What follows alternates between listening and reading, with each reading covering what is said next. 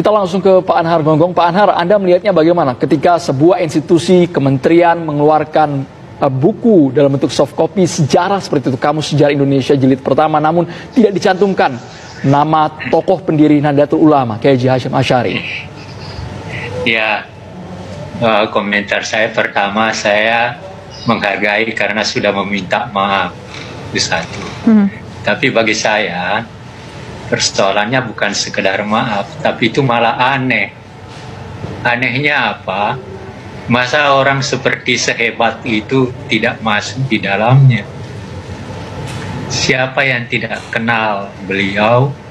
Bahkan bukannya beliau, anaknya juga punya peranan penting dalam masa revolusi itu. Tiba-tiba kok nggak ada. Lalu dia pakai sumber apa sebagai seorang sejarawan? Dia pakai seleksi apa? Kan dalam menulis sejarah kan ada aturan-aturannya. Apalagi yang namanya kamus. Kamus itu dibuat harus betul-betul dengan terseleksi. Karena memang yang harus dimasukkan adalah hal-hal yang dianggap sangat-sangat penting. Kan kamus begitu. Tidak, lihat aja apa kamus bahasa. Kan tidak semua kata-kata dimasukkan, dipilih betul kata-kata itu, baru kemudian diberi pengertian. Nah, kan seharusnya sejarah juga begitu, dan pengetahuan saya tentang kamus sejarah memang begitu. Nah, saya tidak tahu latar belakangnya mengapa orang seberjasa pendiri NU, bahkan sebelum salah satu kekuatan dalam proses pergerakan nasional sejak tahun 26 kan NU, yang lebih dahulu Muhammadiyah. Tetapi terlepas dari itu, dalam prosesnya kita semua tahu apa peranan yang dimainkan oleh Pak Kiai Hasy'ari beserta keluarganya dan kemudian para pengikutnya. Kan sederhana banget kok, tanpa melihat sumber. Walaupun memang menulis sejarah tanpa sumber aneh ya, tapi saya sebagai seorang sejarawan, saya bisa menulis Kiai Haji Hasy'ari tanpa menggunakan sumber lagi, karena sudah sekian banyak buku saya baca, baik yang ditulis oleh sarjana-sarjana asing maupun Indonesia, ya, dan beberapa tokoh yang saya kenal.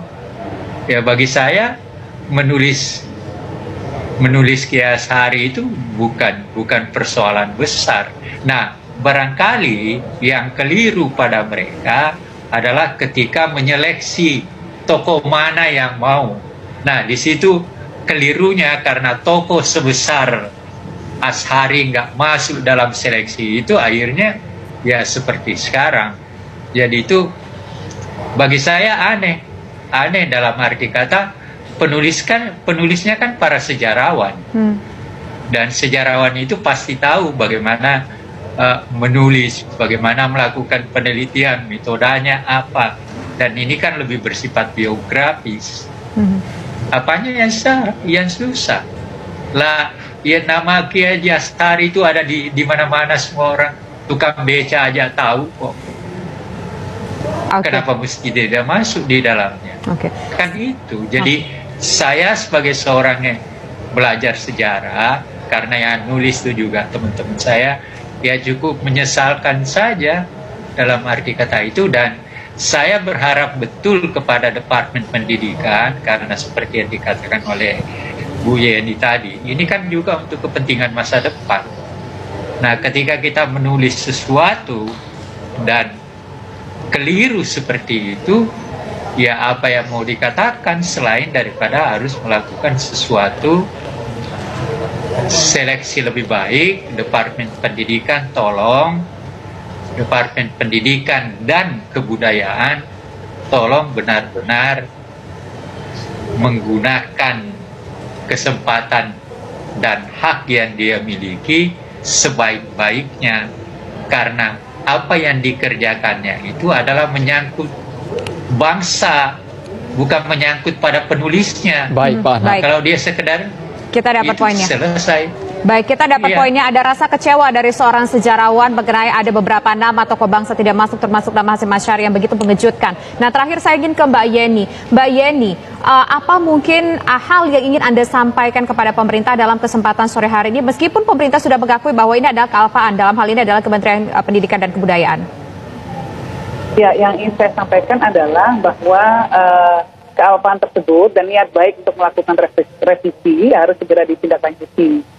Nah, jadi tidak bisa hanya minta maaf, tapi saya rasa memang harus ada follow up dari dari statement kealpaan tersebut, gitu ya, dan respon yang sudah baik itu harus ditindaklanjuti dengan tindakan juga dalam ini adalah revisi konten dari kamus sejarah Indonesia tersebut.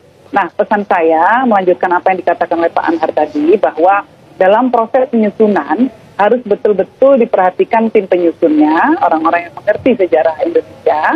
Yang kedua juga kita harapkan ada proses partisipasi dari publik yang memang difasilitasi oleh pemerintah. Jadi misalnya kalau kita lihat metode yang dipakai oleh dalam entry untuk Wikipedia misalnya, Wikipedia di internet gitu ya, orang bisa partisipasi, memberikan saran, memberikan input dan lain sebagainya. Nah, buka saja periode di mana masyarakat bisa ikut berpartisipasi dan bisa ikut memberikan input.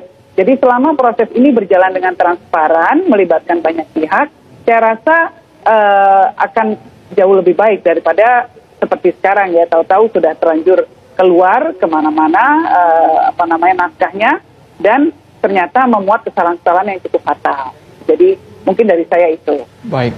Terima kasih banyak Mbak Yeni Wahid, Pak Kiai Hakim, dan juga Pak Anhar. Kami sesungguhnya juga terus berusaha tadi untuk mengajak Kementerian Pendidikan dan Kebudayaan, namun hingga akhir dialog ini dari Kemendikbud belum bisa datang karena ada agenda lain di saya. Betul, Andro. Sekali lagi terima kasih Mbak Yeni dan juga Bapak-Bapak. Assalamualaikum. Selamat sore.